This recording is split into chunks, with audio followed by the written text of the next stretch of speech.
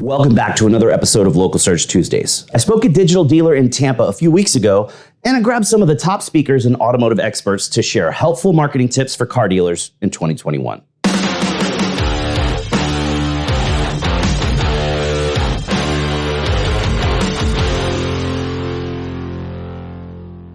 I used to collect marketing tips from speakers at every conference, but thanks to COVID, we haven't had any in-person events for almost a year and a half.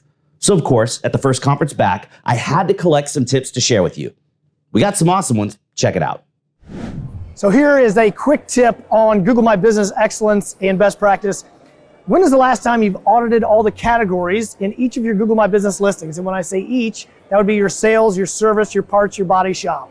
Oftentimes dealers ignore the admin section of Google My Business, but there's so much goodness and so much good information to be found. So go in the info tab, click on categories, and then look at the categories for each of your GMB listings. Be sure that you delineate, and that means separate the sales categories from the service categories, from the parts, from the body shop, and make sure none are overlapping. Your goal there is to make sure that Google has a really good idea of what your sales GMB is all about, what your service GMB is all about, and so on.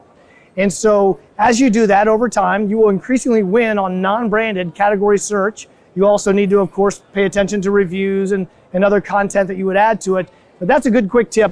So this is my tip for businesses mid-year 2021 is, are you benchmarking and how are you benchmarking competitors? Competitively, search engine optimization, and paid search. How are you measuring that, and how are you compensating for market share losses? How are you capitalizing on market share gains? One of the biggest things happening in search right now is focusing on core web vitals and overall SEO health. So how are you doing that? Make sure you're focusing on the most important parts of your business for growth in search.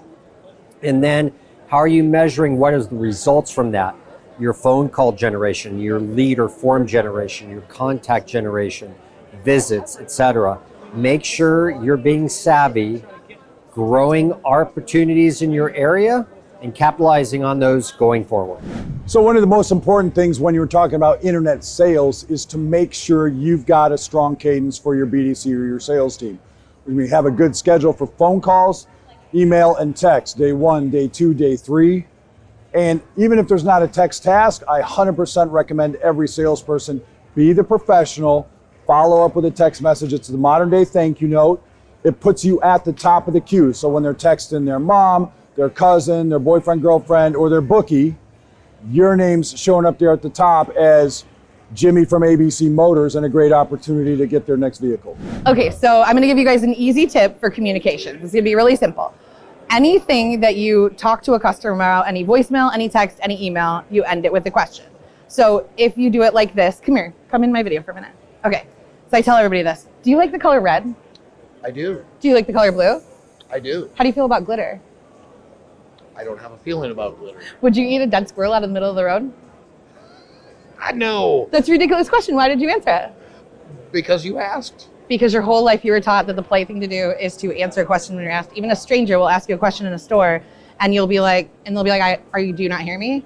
It's automatically assumed. So everything that you do, you end with a question, not a thank you, and then I want to earn your business and blah, blah, blah. Just end it with a question. That's my pro tip for you. Super easy for the day. Log your damn leads. Right now, people aren't logging phone call leads right now in this high inventory environment. Those are your leads for tomorrow. Get them logged. If you're not logging them, get 4i safety net so we log them for you. It's all about getting the customer opt-in for texting. When you have a customer that is in the showroom or you have a customer on the phone, ask this question. Bobby? Yes. Are you a texter?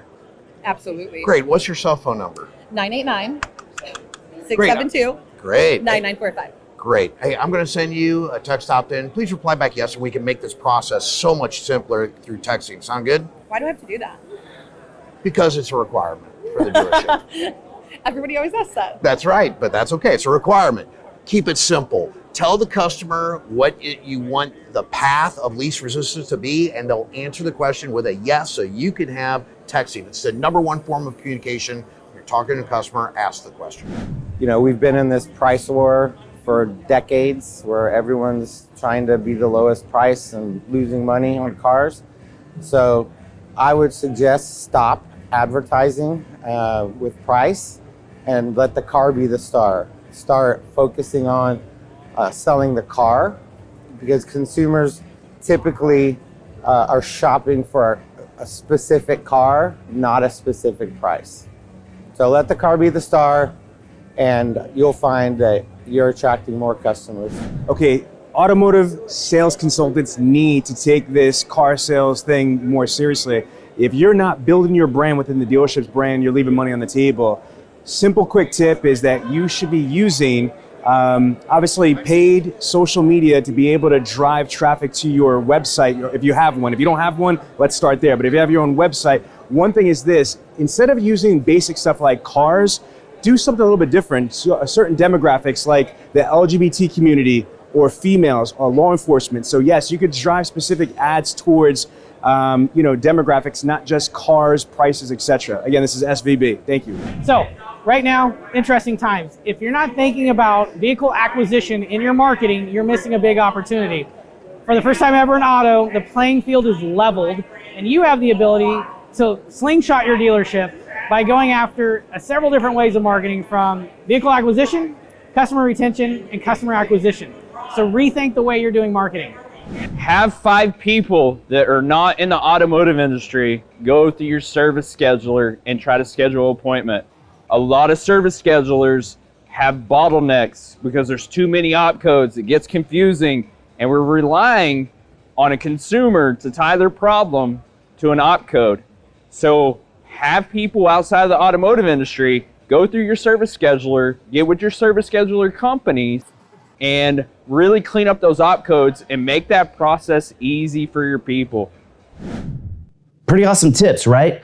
That's all we've got for this week's video, so you know what that means. Put your hand on the screen right here.